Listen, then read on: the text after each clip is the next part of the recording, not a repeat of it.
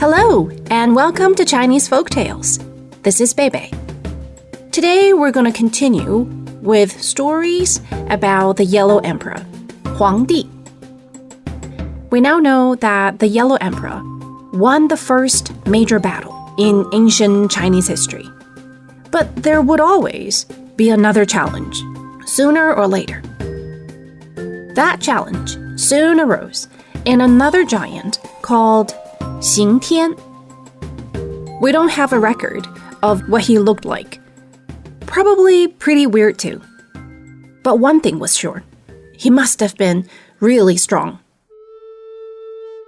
According to legends, Xing Tian used to work under the Yan Emperor, whose tribe was later merged with that of the Yellow Emperor. Xing Tian was not very happy about that, and didn't feel like working for a new boss.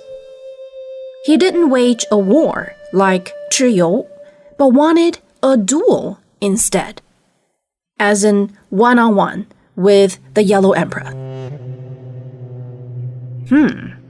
I'm not sure what to think of this. Courageous or just rash and too full of oneself?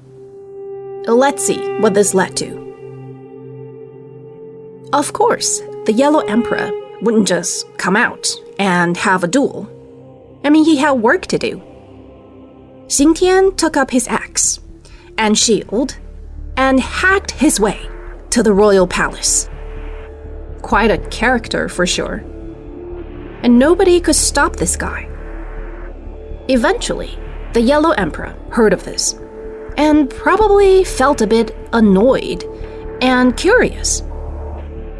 He came out to meet the challenge. And then they fought and fought and fought, all the way to a place called Changyang Mountain. And in a split of a second, when Xing Tian was distracted, the Yellow Emperor sliced his sword across his neck, and off fell Xing Tian's head. Was that a bit too graphic? Well, don't feel too bad though, if you're feeling sorry for Xing Tian, because he didn't die. And here it gets a little bit weird.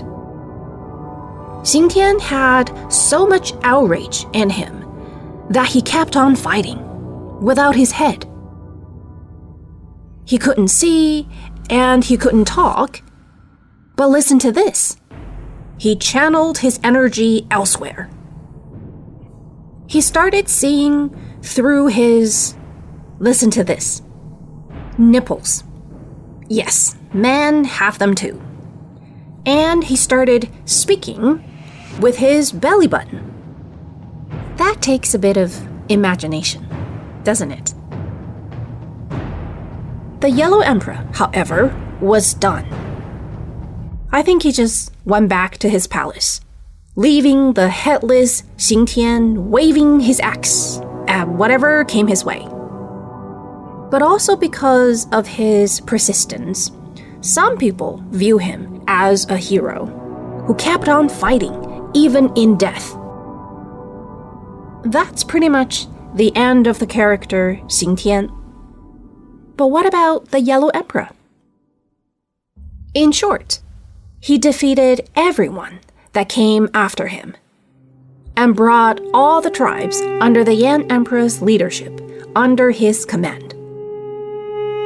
All that was under heaven, at least the Chinese heaven, was united.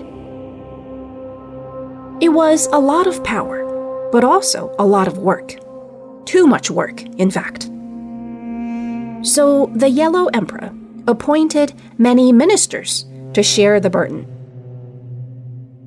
4 of these ministers had their names written into history.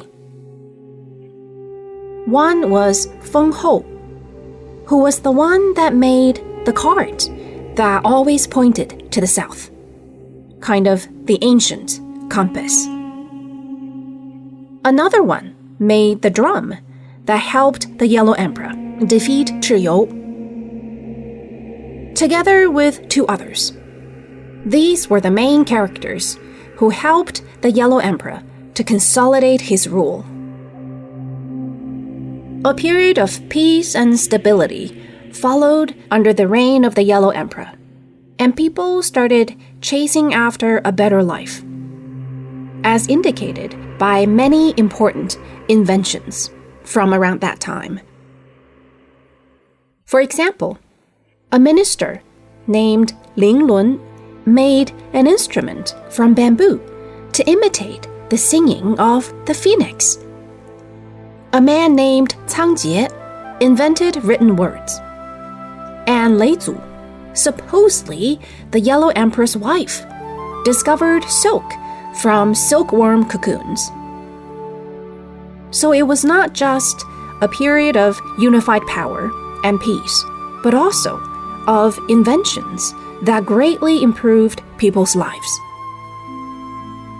More than a dozen very important inventions were accredited to the Yellow Emperor and his ministers.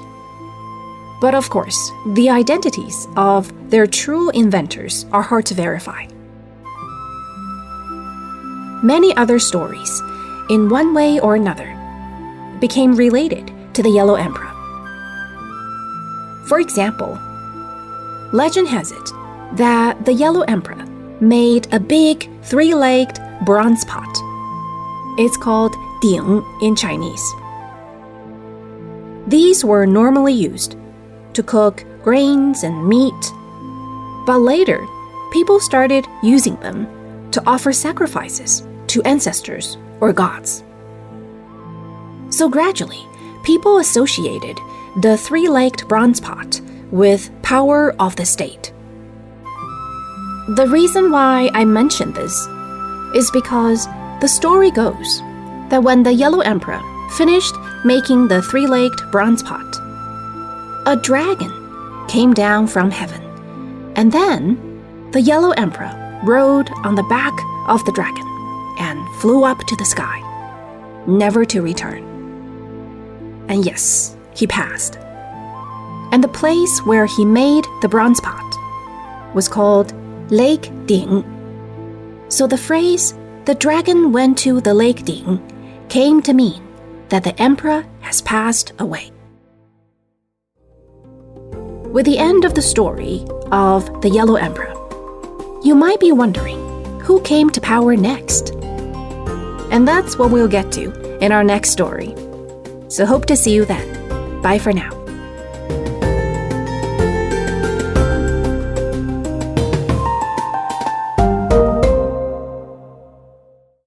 This is a China Plus podcast.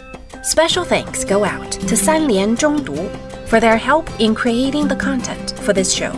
If you like the podcast, please give us a rating and be sure to subscribe wherever you listen.